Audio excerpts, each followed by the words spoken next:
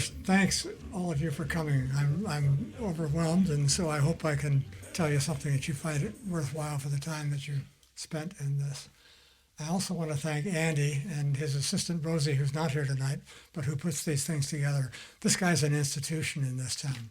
You know, what readers' books is very important, and as he said, this is my third time at bat here, thanks to the relationship I have with him. And it's true, he didn't want me to write the book, but so did lots of Jews, but I did it anyway. It helps me to know whether or not I've got any Russian speakers in the audience tonight. Okay. How many of you have been to Russia at least once? Okay. How many have been twice or more? Oh, that's impressive. Very good. I asked that question for a couple of reasons, one of which is I didn't write this book thinking that my speaking would be about my experiences in Russia. That was one part of my life, but not the only part. But Mr. Putin has availed me the opportunity to spend the bulk of this evening talking about Russia and my experiences there.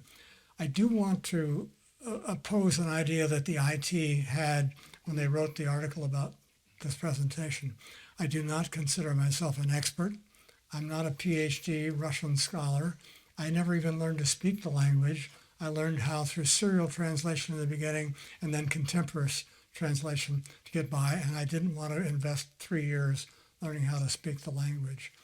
I think one place to, 37 years of experience in Russia. I'm going to be in my 38th here pretty quick, and I've been there 50 times. So I think I know it a lot, but I am not the expert. I mean, most of my colleagues, former ambassadors to Russia, they're the experts. I'm not. But I think I know more than most people in the United States do about it and have a feel for it.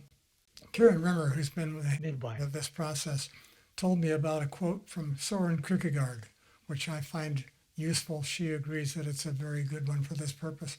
He was a 19th century Danish philosopher, and he said, life can only be understood backward, but it must be lived forward. And I think that's really true. If somebody would have asked me when I got out of business school what I thought would happen, I would never have hit the mark in saying anything about what transpired. There's too much serendipity. Things happen, you get lucky. It does say something for the life of being prepared for things that happen that you can respond to. I don't know how many of you would like the Eagles. I happen to be an Eagles, the band fan, probably the most popular band of the 20th century. And they took in Joe Walsh. And Joe Walsh he's a fabulous guitar player, has a great voice, great songwriter. He was also one of the kings of room trash in his rock and roll days. He'd get high on booze, he'd get high on drugs, and he and John Belushi, at the end of a concert, would go and destroy the rooms that they were staying in that night. And they, of course, had to pay for it, but that was their style.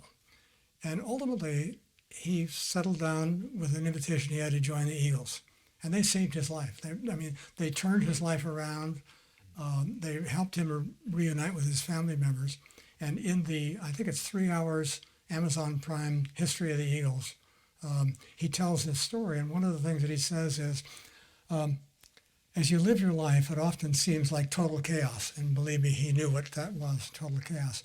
He says, but often if you look back, you discover that it takes on the character of a finely crafted novel.